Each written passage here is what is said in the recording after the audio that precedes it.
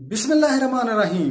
To all my successor and viewers, अस्सलाम वालेकुम वरहमतुल्लाहि वबरकातुहू। मैं हूं मास्टर अजीजुल्लाह और हाजिर हुआ हूं एक नई मालूमाती वीडियो लेकर। आज की ये मेरी मालूमाती वीडियो एक तुर्किश ड्रामा अर्तुगरुल के मुतालिक है। अर्तुगरुल ड्रामा जिसकी इस वक्त न सिर्फ मुस्लिम दुनिया में बल्कि पूरी दुनिया में धूम मच चुकी है।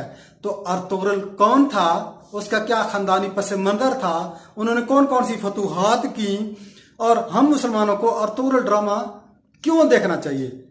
तो आज की ये मेरी मालूमाती वीडियो अर्तुगरुल ड्रामा के मुतालिक है। इससे पहले कि मैं अपनी इस वीडियो को आगे बढ़ाऊं, अपने दोस्तों से छोटी सी गुजारिश कि आप लोग जल्द अज जल्द मेरे इस चैनल को सब्सक्राइब करें, लाइक करें और बेल आइकन को भी प्रेस करें ताकि मेरी आने वाली तमाम वीडियो से आप दोस्त इस्तेफादा हासिल कर सकें। जी व्यूअर्स, अर्तुगरुल तुर्की जबान का लफ्ज है। तुर्की जबान में गैन को साइलेंट पढ़ते हैं तो इसलिए अर्तुगरुल पढ़ा जाता है, और उर्दू में हम लोग रे को ज्यादातर साइलेंट पढ़ते हैं तो इसलिए हम इसको अर्तुगरुल पढ़ते हैं। लफ्ज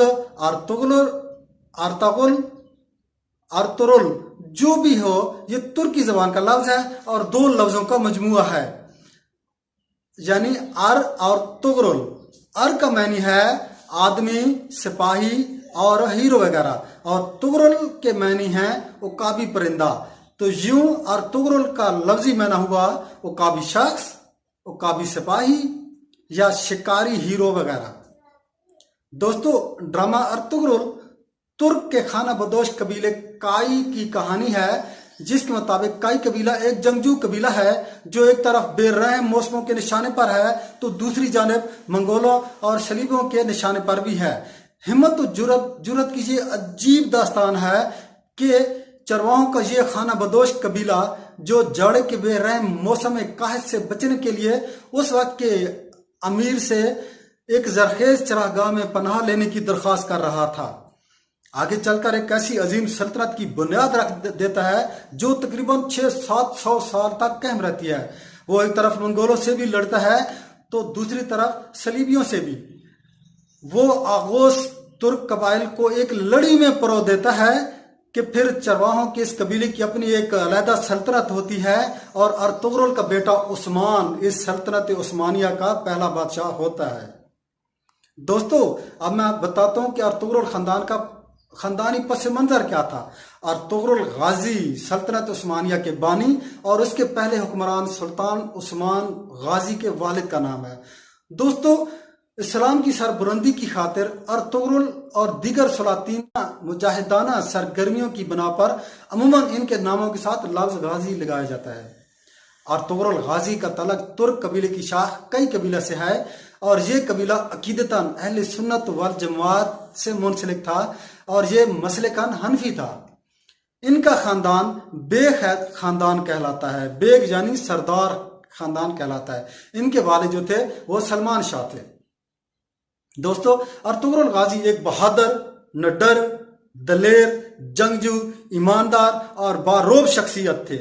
इनकी ही फतूहात के बाद खिलाफत उस्मानिया का क्या मुमकिन हुआ था, जिस खिलाफत के क्याम पर तकरीबन 600 साल तक तुर्कों की तलवारों ने मुस्लिम उम्मा का दिफा किया और इसके साथ साथ मस्जिद नबवी, गुंबद खिजरा, मस्जिद हराम की जदीद तामीर, हजरत सैयदना अमीर हमजा रज़ियल्लाहु अन्हु के मज़ार की तामीर, मक्का मुकरमा तक एक अजीम शान नहर की तामीर, आका नामदार, आका दो जहान जनाब हजरत मोहम्मद मुस्तफ़ा सल्लल्लाहु अलैहि वसल्लम के मज़ार पुर अनवार के इर्द गिर्द सीसा पिलाई हुई दीवार की तामीर, मक्का मुकरमा तक ट्रेन जैसे अजीम शान मंसूबे और कारनामे सर अंजाम दिए थे। ये खिलाफत दोस्तों यानी खिलाफत उस्मानिया 3 बरादमों तक फैली हुई थी। जुनूब मशरकी यूरोप, मशरक़ वस्ता और शमाली अफ्रीका का बेशतर हिस्सा इसके ज़ेरे नगीन था। खिलाफत उस्मानिया पर सन 1299 से लेकर 1922 तक तकरीबन 623 वर्षों में 36 सलातीन ने हुक्मरानी की, मुसलमानों के एक परचम तले जमा किया। बिलाशुबा ये मुसलमानों की अजमत और अरूज का दौर था। उस दौर में मुसलमान जिहाद करते रहे। तमाम यहूदी और सलीबी सल्तनत उस्मानिया के जाहो जलाल और अजमत से लर्जा थे। दोस्तों, ये वो वक्त था जब खिलाफत अब्बासिया का खात्मा हो चुका था। उस वक्त तमाम तुर्क कबाइल की सूरत में रहते थे और तमाम कबीले जो थे वो खाना बदोश थे। ये लोग सफर करते और जहां सरसब्ज इलाका देखते ये वहीं पर आबाद हो जाते। इनमें एक कई कबीला भी था जो अफराद के लिहाज से काफी मजबूत और ताकतवर।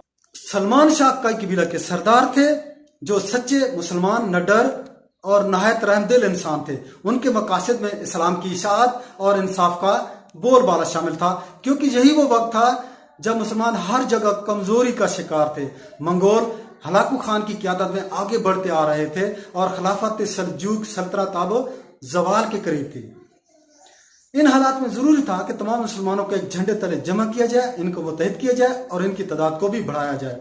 सरदार सलमान शाह के 4 बेटे थे जो अपने बाप की तरह बहुत बहादुर और जंगजू थे। सलमान शाह तमाम तुर्क कबाइल को मुत्तहिद करना चाहता था ताकि मुसलमानों को सलेबियों की इन रेशा दवानियों से बचाया जा सके। उस वक्त शाम के इलाके पर सुल्तान सलाहुद्दीन अयूबी की पोते सुल्तान मलकुल अजीज अयूबी की हुकूमत थी, जबकि अनातोलिया में सल्जूक सुल्तान अलाउद्दीन के एक फरमा रवा की हुकूमत थी। सलेबी दोनों सुल्तानों को आपस में लड़ाना चाहते थे ताकि मुसलमानों को कमजोर और उनको खत्म किया जा सके।